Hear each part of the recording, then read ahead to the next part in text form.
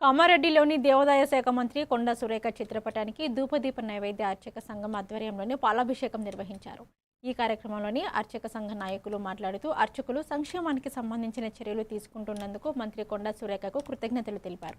ఇటీవల మహాదేవాలయంలోని శ్రీగ్రాగ్ దర్శనానికి సంబంధించిన జీవో జారీ చేయడం అభినందనీయమని పేర్కొన్నారు. ఈ కార్యక్రమంలోని అర్చక సంఘం రాష్ట్ర అధ్యక్షుడు దౌలతాబాద్ వాసుదేవ శర్మతో పాటు పలువురు అర్చకులు పాల్గొన్నారు.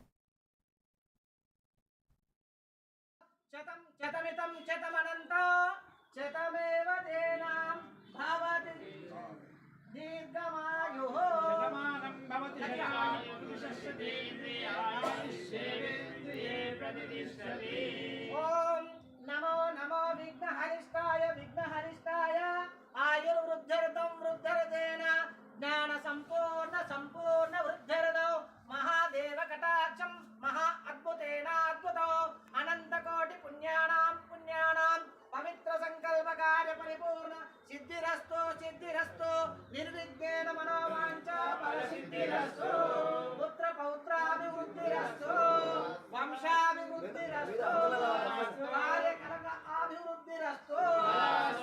వారు చేస్తున్నటువంటి కార్యాలన్నీ కూడా నిర్విఘ్నంగా కొనసాగిస్తూ మనకు రానున్న రోజుల్లో మన వృత్తి అనగా జీతభత్యాలు పెంచి మనకు